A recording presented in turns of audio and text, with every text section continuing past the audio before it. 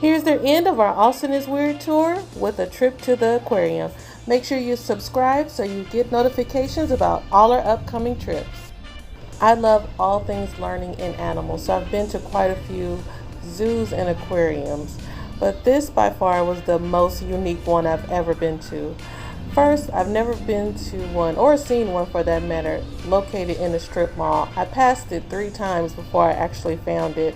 I believe it's a small family-owned one, but what is great about this aquarium is that it offers lots of interactive learning experiences for people who visit. You can purchase tokens and then interact with the animals based on the number of tokens that you have. What kind of birds are these? If you know, comment below. I have a suspicion, but I'm not 100% sure, and it was so busy inside I wasn't able to ask one of the attendants.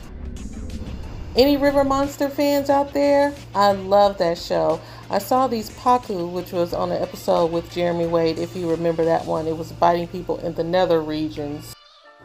In this cage was a type of hedgehog. I can't remember exactly which one, but you can see it a little bit moving in the back. But you see the cage on the inside, that's for their interactions. Oh my God, look how big this thing is. Look how huge a caparera.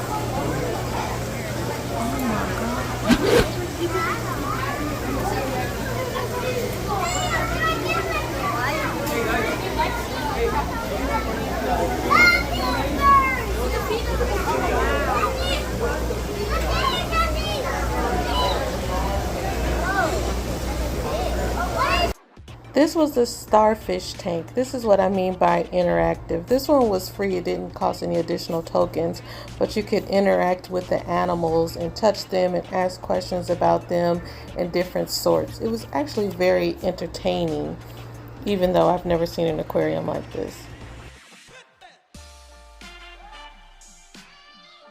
This was the shark tank. There were a variety of different types of sharks, including stingrays. This was one that cost tokens. You can see the boy here feeding it. For 2 tokens, you would get a little bottle of food and you could feed the animals that were in there. You see, they're very used to being hand-fed. One of the great things that I did see about this aquarium is that they do a specific fundraising for wildlife sanctuary preservation. So if that sounds like something you're interested in, head down to the aquarium in Austin and support the wildlife. I believe these were moray eels. I've never seen an eel in real life. If you've ever seen one, caught one, ate one, comment below on what type of eel this is. These are beautiful Japanese koi fish. Very beautiful, very eloquent, and I just loved watching them swim. I could watch for hours. As the saying goes, when in Rome. So I bought 2 tokens and I was able to feed the sharks. But truth be told, between me and you, cousin, I was so scared. After I was dangling in there, the shark came towards me. I just dropped a piece of fish in there.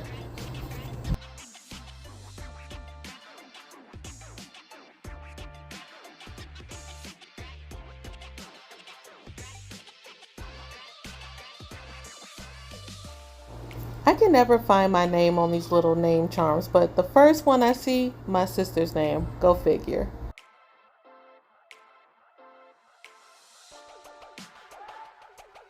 As you can see, this is an example of one of the interactive exhibits where you can go in and feed the chickens by hand. It was pretty full, so I didn't get to go in.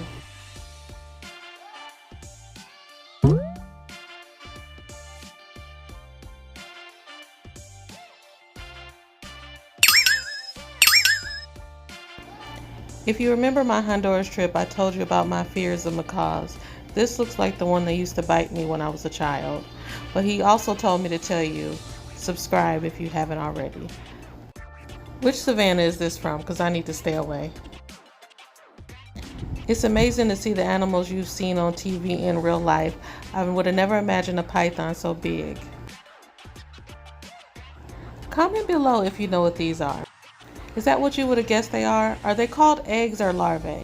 To finish my trip off, I did a solo date again to True Food Kitchen and had a delectable meal, but you'll never guess what happened on my way checking out.